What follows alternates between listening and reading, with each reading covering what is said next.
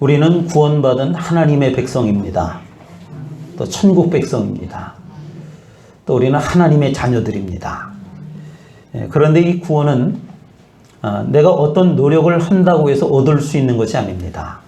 전적으로 하나님의 은혜 가운데 하나님께서 은혜를 베푸셔야 우리가 구원을 얻게 되는 것입니다. 이 구원은 어느 누구도 차별이 없습니다. 어느 누구든지 믿기만 하면 베풀어 주신 그 구원을 우리가 받아들이기만 하면 우리 가운데 구원이 임하는 것입니다. 그래서 이 구원은 우리가 하나님의 절대 주권이라고 합니다. 그러니까 하나님만이 하실 수 있는 일입니다. 또 하나님만이 결정하실 수 있는 일입니다. 그저 우리 입장에서는 이 구원을 우리 가운데 받아들이기만 하면 되는 것입니다. 교회라고 하는 곳은 어떤 곳이냐 하면 누구나 나올 수 있는 곳입니다. 예수님은 누가 믿을 수 있느냐 하면 누구나 믿을 수 있습니다. 영접하기만 하면, 믿음으로 받아들이기만 하면 누구든지 믿을 수가 있는 것입니다. 그러므로 누구나 교회 공동체 안에 아무 조건 없이 또 그 사람이 어떤 사람이든지 간에 이 교회 공동체 안으로 들어오겠다라고 하면 들어올 수 있는 곳이 교회라고 하는 것입니다. 갈라디아서 3장 28절에 보니까 너희는 유대인이나 헬라인이나 종이나 자유인이나 남자나 여자나 다 그리스도 예수 안에서 하나이니라. 지금 비교되고 있는 이 사람들은 양극단에 있는 사람들을 이야기합니다. 그 시절에 그 어떤 누구도 예외 없이 이 모두가 하나라고 그렇게 표현하고 있습니다. 구원은 누구에게도 차별이 없다라고 하는 것입니다. 그래서 이 교회는 누구나 들어와서 차별 없이 누릴 수 있는 곳, 바로 그것이 교회라고 하는 것입니다. 그런데 문제가 하나 있습니다. 어떤 문제가 있느냐 하면 누구나 교회 안에 들어와서 은혜를 누릴 수 있어야 되는데, 그런데 문제는 누군가가 누릴 수 있도록 도와주어야 한다라고 하는 것입니다. 누구나가 다 이 교회 안에 들어와서 그 은혜를 누려야 하는데 그 누릴 수 있도록 헌신해 주는 어떤 사람이 필요하다라고 하는 것입니다. 누구나 들어와서 이 은혜를 우리가 누려야만 되는데 그 누릴 수 있도록 책임을 감당해 주는 그런 사람이 필요하다라고 하는 것입니다. 우리가 그 사람을 임원이라고 이야기를 합니다. 임원. 장로교라든지 또는 다른 교단에서는 재직이라고 표현하기도 합니다. 같은 뜻입니다. 임원 또는 재직이라고 표현합니다. 우리 감리교에서 임원이라고 하면 내 것을 희생해서 헌신하는 사람을 말합니다. 헌신하는 것을 내가 헌신했다고 해서 그것을 자랑하지 않는 사람을 말하는 것입니다. 그러면서도 말없이 섬기는 겸손함이 있는 그런 사람이 이 교회 임원으로 역할을 하는 것입니다. 교회 안에는 두 종류의 사람이 있다고 합니다. 말꾼이 있고 일꾼이 있습니다. 말꾼이 많으면, 그러니까 말하는 사람이 많으면 교회는 참 어려워집니다. 그러니까 말만 하는 사람들이 많아지게 되면 어려움을 당하기 쉽습니다. 교회 안에서 말꾼은 저만 해야 합니다. 제가 말하는 사람이 되어야지 모든 사람들이 다 같이 말하려고 그러면 어려워진다라고 하는 것입니다. 교회에서 임원으로 선택되었다라고 하는 것은 말하는 말꾼이 되는 것이 아닙니다. 일하는 일꾼이 필요하다라고 하는 그런 뜻입니다. 그렇게 할 때 많은 사람들이 그 안에서 함께 은혜를 누릴 수 있게 되는 것입니다. 그래서 책임을 감당하는 그 역할의 분량에 따라서 우리가 때로는 집사 또는 권사 또는 장로 이렇게 칭하게 되는 것입니다. 통상적으로 임원이 하는 그 임무, 그 역할은 크게 세 가지 역할이라고 말할 수 있습니다. 첫째는 담임 목사의 목회가 원활하도록 돕는 역할입니다. 우리가 세상을 다 살고 하나님 앞에 가서 하나님을 뵙습니다.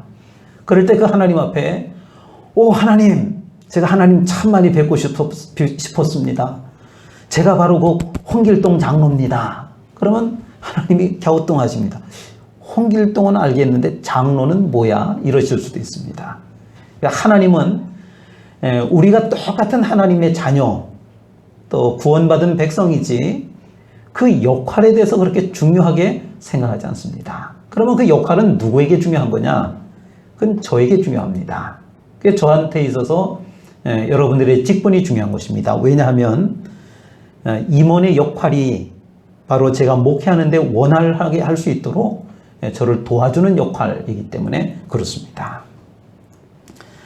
둘째는 주인의식을 가지고 자신의 일처럼 책임을 감당하는 역할, 그것이 임원의 역할입니다. 두 번째가 책임을 감당하는 역할입니다. 집에 비가 새거나 또는 집안에 어려움이 생기면은 여러분들은 어떻게 합니까? 그때부터 모른 척 합니까? 집안에 어려움이 생겼는데? 아니죠. 내 일처럼 달려들어서 그 문제를, 그 집안의 일을 해결하려고 할 것입니다. 우리가 교회의 임원이 되었다라고 하는 것은 이 교회가 다시 말해서 예수 그리스도를 구주로 영접한 우리 영적 공동체가 때로는 비가 새기도 하고 또 고장나기도 하고 어려움을 당했을 때 나 몰라라 하는 것이 아니고 함께 책임을 지고 나가는 그 역할을 감당하는 사람을 임원이라고 하는 것입니다. 또 세 번째는 교회가 은혜롭게 되도록 헌신적으로 섬기는 역할입니다. 섬김의 역할입니다. 집사, 권사, 장로, 우리가 착각하고 있는 것이 이게 높아지는 순서라고 생각을 합니다. 반대입니다. 집사였다가 권사가 된다라고 하는 것은 더 낮아졌다라고 하는 뜻입니다. 또 권사가 되었다가 장로가 되었다라고 하는 것은 거기서 더 낮아졌다라고 하는 것입니다. 왜냐하면은 이 직분은 섬김의 위치에 있기 때문에 그렇습니다. 섬기는 자리이기 때문에 그 직분의 단계가 지나갈수록 더 낮은 위치에 거하는 것입니다. 그래서 임원의 역할이 본질적으로 우리가 이 역할을 하려고 그러면 우리가 뭘 착각하느냐 하면은요, 내가 권사가 됐다 또는 장로가 됐다 그러면은 뭔가 높아지고 명예가 있는 자리로 생각을 합니다. 그래서 그 대접을 받고자 하는 잘못된 생각이 있습니다. 틀린 생각입니다. 짐이 더 커진다라고 하는 뜻입니다. 책임이 무거워진다라고 하는 뜻입니다. 다른 사람들이 잘 신앙생활을 할 수 있도록 헌신해야 되는 그 역할이라고 하는 것입니다. 그래서 임원의 역할을 감당하는 것이 힘들 수도 있고 또 때로는 부담스러울 수도 있는 것이 바로 임원의 역할입니다. 그러나 그 역할을 통해서 하나님의 교회가 아름답게 서게 되는 귀한 일인 줄로 깨달으시기를 바랍니다. 교회에서 헌신할 일꾼을 뽑는다라고 하는 것은 대단히 중요합니다. 초대 교회 때도 바로 그러한 일이 있었습니다.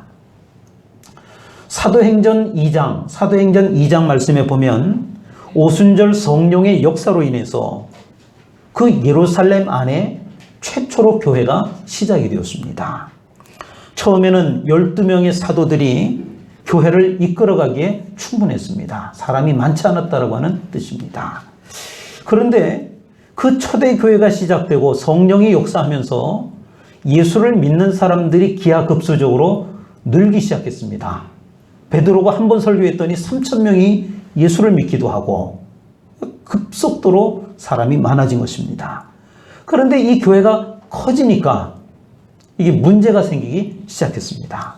바로 오늘 본문이 그 내용을 담고 있습니다. 우리가 읽은 말씀이 바로 그런 내용입니다. 돈 문제, 지역 문제, 또 교회 봉사 문제, 이런 것들이 복잡하게 얽히면서 어떤 문제가 일어난 것입니다. 처음에는 가정적인 교회였는데 이 교회가 부흥을 하면서, 부흥이라기보다는 사람이 많아지면서 헌금도 많아지고 돈도 많아지고 또 돈이 많아지니까 쓸 일도 많아지고 또 여러 부류의 사람들이 교회 안에 다양하게 모이다 보니까 교회 일이 굉장히 많아진 겁니다. 교회는 누구나 오는 곳입니다. 예수님은 누구나 만날 수 있습니다. 많이 배운 사람도 오고 못 배운 사람도 오는 곳입니다. 사회에서 인정받는 사람도 교회에 올 수 있고 인정받지 못하는 사람도 똑같이 교회에 올 수 있습니다. 돈이 많은 사람도 교회에 올 수 있고 돈이 없는 사람도 똑같이 교회에 와서 함께 은혜를 누릴 수 있습니다. 그런데 그 교회는, 초대교회 때 그 교회는 과부들이 있었습니다. 이 성경시대 때 과부라고 하면은요, 요즘하고는 형편과 사정이 다릅니다. 지금은 뭐 과부든 혼자 살든 싱글이든 이게 별로 그렇게 중요한 세상이 아닙니다. 경제력은 자기 하기 나름입니다. 얼마든지 경제력을 가질 수가 있습니다. 그런데 그 시절에는 경제적으로 전혀 자립할 수 없는 그 부류 중에 하나가 남편을 잃은 여자들이었습니다. 사회가 그만큼 폐쇄된 사회였기 때문에 그렇습니다. 그래서 교회에서는 그 당시 이제 초대교회는 구제하는 일, 봉사하는 일을 하게 되었는데 어떤 일을 했느냐면은 바로 그 교회 안에 들어와 있는 그 과부들, 그 사람들을 위한 구제 사역이라고 하는 것을 행한 것입니다. 당시 과부들이 어렵게 사니까 교회에서 그 과부들을 도와준 것입니다. 그런데 그 과부들은 두 부류의 과부들이 그 안에 있었습니다. 오늘 말씀해 보니까 히브리파 과부들이 있고요. 또 하나는 헬라파 과부들이 있었습니다. 두 부류입니다. 히브리파 과부라고 하는 건 어떤 말이냐 하면은 토백이를 이야기합니다. 그러니까 예루살렘에서 평생 떠나지 않고 거기서 살던 사람들 중에 과부가 된 사람들을 이야기합니다. 그러니까 터전이 그 예루살렘 그곳이라고 하는 뜻입니다. 반면에 헬라파 과부들은 뭐 요즘으로 쉽게 이야기를 하면 해외에서 이민 생활을 하다가 이제 막 귀국한 사람들입니다. 물론 형편이 좋아서 귀국한 사람도 있을 수 있겠지만 거의 대부분은 특히 과부가 귀국을 했다라고 하는 것은 어떤 뜻일까요? 굉장히 경제적으로 어렵고 힘들어서 결국 고향으로 돌아왔다. 뭐 이런 뜻이 될 것입니다. 그런데 잡음이 생겼습니다. 아마도 구제할 비용이 뭐 넉넉하지 못했을 수도 있습니다. 오늘 말씀해 보니까 이런 내용을 담고 있습니다. 히브리파 과부들에게는 구제의 혜택이 돌아가는데 지금 과부들에게 혜택을 주는데 히브리파, 그 토백이들 과부들에게는 무리 없이 그 혜택이 돌아가는데 문제는 그 헬라파 과부들이 구제 대상에서 제외되는 일이 벌어졌다라고 하는 것입니다. 그러니까 해외에서 온 사람들은 잘 알지 못하잖아요. 낯설잖아요. 또 그 예루살렘 교회 안에 있는 사람들하고 그 주류 사람들하고 친하지가 않잖아요. 그러니까 왠지 소외가 되고 좀 불공정한 대접을 받게 된 것입니다. 그러자 헬라파 유대인들이 그러니까 같이 해외에서 살다가 들어와서 같이 신앙생활하게 된 그 헬라파 유대 사람들이 히브리파 유대인들을 원망하는 겁니다. 왜 우리 헬라 출신 과부들은 당신들이 소홀하게 취급을 하는 겁니까? 교회가 이래도 되는 겁니까? 따지는 거예요. 제 생각에는 그 지도자가 12 사도들 아닙니까? 제자들. 12 제자들이 이제 사도로서 그 교회를 치리하고 있었는데 그 사도들이 몰랐을 것 같습니다. 규모가 작았을 때는 모든 문제를 그 12 사도가 다 챙길 수 있었지만 이제 수천 수만 명이 되고 나니까 더 이상 그 12명의 그 사도들로는 이걸 감당을 할 수가 없었던 것입니다. 그저 그냥 아름아름 그 유대파 그 유대인들 그 교인들이 그냥 그 일을 처리를 하고 있었는데 그게 어떻게 되는지를 잘 몰랐다라고 하는 것입니다. 사도들은 말씀을 전하고 기도에 전념하기에 또 시간이 부족했을 것입니다. 그래서 그 문제를 해결하고자 그 당시 한 일이 뭐냐? 바로 7 집사를 세우는 일이었습니다. 그 7 집사의 임무에 대해서 사도행전 6장 2절에서 이렇게 말씀을 합니다. 12 사도가 모든 제자를 불러 이르되 우리가 하나님의 말씀을 제쳐놓고 지금 우리는 하나님의 말씀을 전해야 되는데 이거를 제쳐놓고 접대를 일삼는 것이 마땅치 아니하니. 그러니까 우리가 이런 구제하는 일, 접대하는 일, 이런 일들을 우리가 그것까지 하는 것은 이건 할 수가 없다. 이렇게 지금 이야기를 합니다. 그래서 처음에 임원을 세울 때 그 집사의 임무는 바로 접대하는 일이었습니다. 대접하는 일. 그래서 우리가 교회적인 은혜로운 용어로 이야기를 하면 섬기는 일입니다. 내가 교회 안에서 어떤 역할을 한다. 섬기는 역할을 한다. 이런 뜻입니다. 사람들이 교회에 와서 대접을 받을 수 있도록 물질을 내어놓고 또 내 시간을 내어놓고 또 내 수고를 내어놓고 헌신, 바로 봉사하는 일이었습니다. 그리고 사도들은 기도하는 것과 말씀을 전하는 것에만 전념하도록 하는 것이었습니다. 이렇게 해서 교회 안에 집사제도라고 하는 것이 생겨나게 되었습니다. 물론 사도행전에서 말하는, 오늘 우리가 본문에서 말하는 이 집사라고 하는 이 직분은 지금 우리가 말하는 그 집사의 직분이 아닙니다. 사실은 그건 아니고 요즘으로 말하면 그냥 임원 전체를 이야기하는 것입니다. 그러니까 교회를 섬기는 집사, 권사, 장로, 더 나아가서는 목사까지를 이야기하는 것입니다. 어쨌든 사도들이 집사를 세울 때는 일방적으로 임명하지 않았습니다. 그러니까 마음대로 12사도가 결정을 해서 누구누구를 집사로 세워야 되겠다, 이렇게 하지 않았습니다. 선택할 사람에 대한 기준을 제시를 먼저 합니다. 그리고 나서 사람들이 선택하도록 맡겼다라고 하는 것입니다. 3절 말씀을 함께 읽어볼까요? 사도행전 6장 3절의 말씀입니다. 한 목소리로 같이 읽겠습니다. 시작. 형제들아, 너희 가운데서 성령과 지혜가 충만하여 칭찬받는 사람 7을 택하라. 우리가 이 일을 그들에게 맡기고. 성령과 지혜가 충만하여 칭찬받는 사람 7을 어떻게 하라고요? 택하라. 이렇게 얘기합니다. 7을 택하라. 그러면서 7을 택하라고 하는데 그냥 택하라고 얘기한 것이 아니고 그 앞에 3가지 조건을 주었습니다. 그러니까 사도들이 3가지 조건을 기도하는 가운데 선택을 해서 이 3가지 조건들이 맞는 그 7사람들을 당신들이 선택하시오, 이렇게 얘기한 겁니다. 교회 일꾼은 가깝게 지내는 사람을 선택하는 것이 아닙니다. 세상적 기준으로 돈 많은 사람, 이런 사람을 선택하는 것이 아닙니다.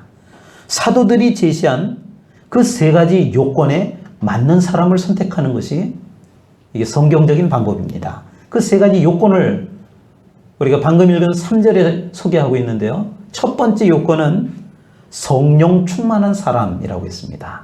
성령 충만한 사람. 어떤 사람이 성령 충만한 사람일까요? 은혜의 역사가 그 삶 가운데 나타나는 사람입니다. 그냥 부르짖어 기도하고 막 소리 질러서 기도해서 목이 잔뜩 쉬어가지고 까까까 이런 사람이 성령 충만한 사람이 아니고, 성령 충만한 사람이란 그 은혜가 그 사람의 삶의 모습 속에 고스란히 나타나는 사람이 성령 충만하다라고 하는 것입니다. 교회 안에서 선한 영향력을 끼치는 사람입니다. 선한 영향력. 그게 뭘까요? 저 사람은 참 좋은 사람. 저 사람의 삶의 모습을 보면 나도 좀 닮고 싶다. 이런 사람. 교회 다니면 저 인간처럼 되나? 이런 생각을 들게 하면 안 되는 거죠. 저 사람은 참 본받을 만하다. 그런 모습입니다. 신앙적으로 닮고 싶은 사람입니다. 저 사람이 예배하는 모습을 닮고 싶고, 저 사람의 기도 생활을 닮고 싶어야 합니다. 저 사람의 겸손한 신앙을 닮고 싶고, 저 사람의 말없이 섬기는 모습을 닮고 싶은 사람, 바로 그런 사람입니다. 교회를 말로 하려고 하는 사람이 아니라, 말꾼이 아니라 묵묵히 겸손하게 실천하는 사람, 일꾼입니다. 그런 사람이 하나님 앞에 쓰임받는 사람, 이런 사람이 성령 충만한 사람입니다. 두 번째 요건은 지혜가 충만한 사람이라고 했습니다. 성령과 지혜가 충만한 사람, 지혜가 충만해야 합니다. 거룩한 상식을 갖춘 사람이 지혜로운 사람입니다. 어떤 사람은 말씀도 잘 알고 기도도 잘하고 봉사도 잘합니다. 그런데 그런 사람들 가운데 너무 생각 없이 행동하는 사람들이 있습니다. 말을 해도 함부로 하는 사람들이 있습니다. 그래서 다른 사람들이 보기에 그 말과 행동이 무례하게 보일 때가 있습니다. 외적인 것에만 신경을 쓰고 그 내적인 덕을 쌓지 않았기 때문에 그렇습니다. 그러면 자신이 행하는 선한 능력과 선한 의도, 그 사람이 악한 생각으로 일하려고 하겠어요? 교회 안에서 선하게 하려고 그러죠. 잘 섬기려고 하겠죠. 그렇죠? 선한 의도예요. 그거는 그래요. 그런데 이 사람이 그런 말과 행동을 이 훈련이 잘 되어져 있지 않으면 자신이 행하려고 하는 그 좋은 뜻이 제대로 발휘가 되기 어렵다라고 하는 거예요. 일은 선으로 했는데 그것이 선으로 나타나지 않을 수 있다라고 하는 것입니다. 그렇기 때문에 교회 일꾼은 성령이 충만해야 하지만 동시에 뱀같이 지혜로워야 한다라고 하는 말씀입니다. 잘못하게 되면 열심히 하지만 오히려 그게 교회에 해가 될 때가 있다라고 하는 것입니다. 성령 충만하면서도 지혜로운 사람을 하나님께서 귀하게 쓰시는 줄로 믿습니다. 세 번째 요건은 칭찬을 듣는 사람입니다. 칭찬 듣는 사람입니다. 제가 임원을 선택할 때 평생 목회를 하면서 일방적으로 그냥 툭 선택을 하지 않습니다. 그냥 제 마음에 드는 사람을 선택해 본 적이 없습니다. 장로님들 또는 기획위원들 또 그 외 여러 사람들에게 복수의 의견을 제가 충분히 듣습니다. 그러면서 제가 판단을 하는 겁니다. 그러니까 추천을 해주고 또 상의도 해보고 또 이렇게 저렇게 듣는 이야기들을 가지고 제가 선택을 합니다. 근데 제가 뭘 듣는 줄 아십니까? 믿음이 아닙니다. 그 사람 믿음이 좋습니다. 그런 거 제가 귀담아 듣지 않습니다. 능력이 보통이 아닙니다. 돈도 많아가지고요. 헌금도 많이. 그런 거 일절 듣지 않습니다. 그런 말을 듣는 게 아니고 제가 사람들로부터 듣는 이야기는 다른 게 아니에요. 뭐 이런저런 얘기를 다 하겠죠. 믿음도 좋습니다. 헌금도 많이 합니다. 이런 얘기. 그건 그냥 흘려 듣습니다. 제가 뭘 듣느냐 하면은 사람들에게 어떤 평판이 있느냐를 듣습니다. 저 사람이 어떤 평판이 있느냐. 칭찬을 듣느냐라고 하는 겁니다. 사람들에게. 교회에서 칭찬 듣는 사람은 어떤 사람일까요? 어떤 사람이 통상적으로 칭찬을 들을까요? 말없이 조용히 믿음대로 실천하는 사람이 칭찬 듣는 사람일 것입니다. 그리고 그렇게 실천하고 많은 일을 하면서도 드러내지 않습니다. 자랑하지 않습니다. 그저 사람들이 알아주고 박수 쳐주기를 원하지 않습니다. 항상 남의 입장을 먼저 배려를 하고 또 내가 주인공이 돼서 박수를 받기보다는 그저 나는 뒤에서 든든한 후원자가 되는 사람, 그런 사람이 바로 칭찬받는 사람일 것입니다. 그런 칭찬받는 사람들이 많아지게 되면, 교회 안에 이런 사람이 많으면요, 그런 교회는 참 아름다운 교회가 된다라고 합니다.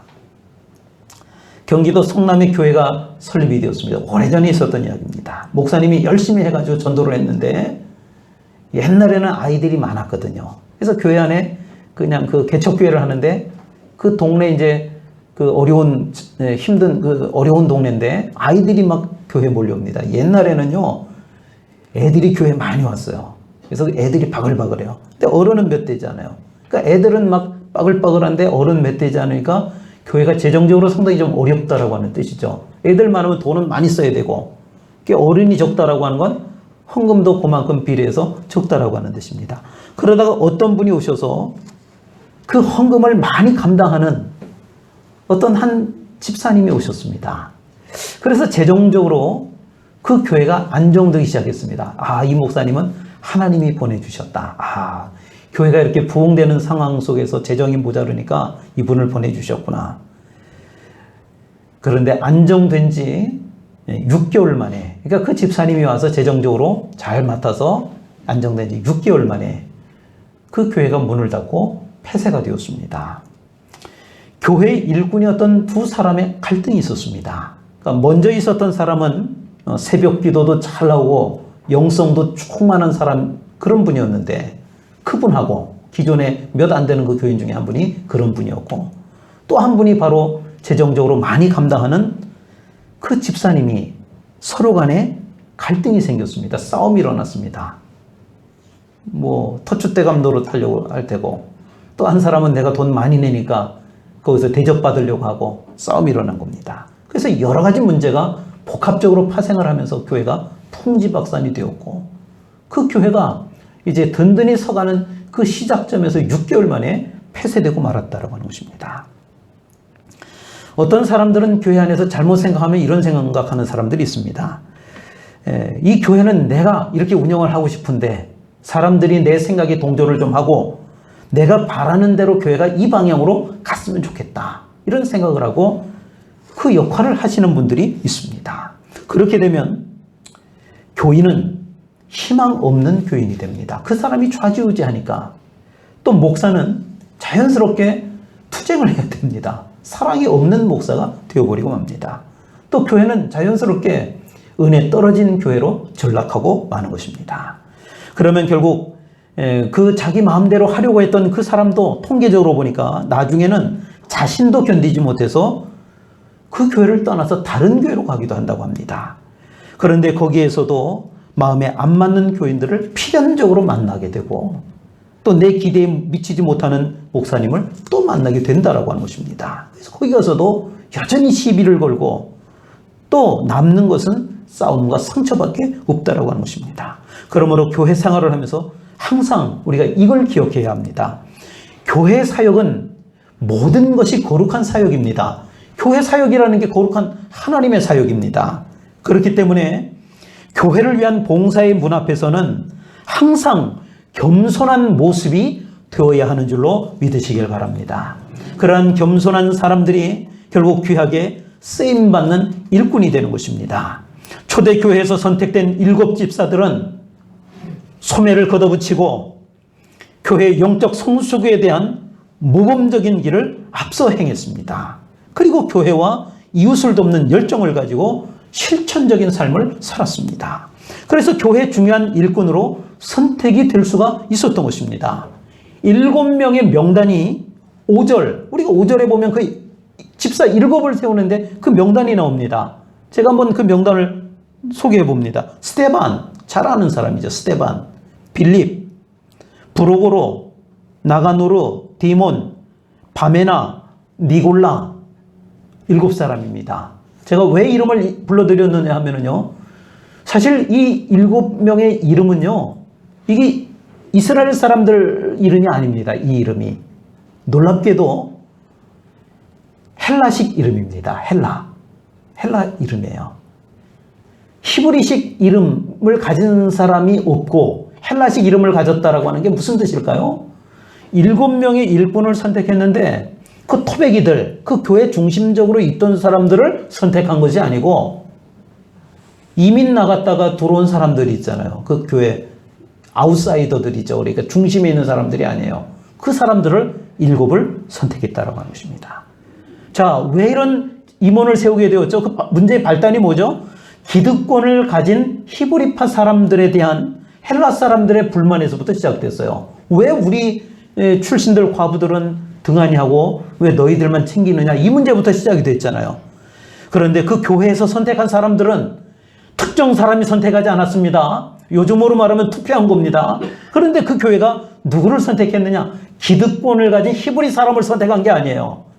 소외를 당하던 그 헬라파 사람들을 선택한 것이라고 하는 것입니다.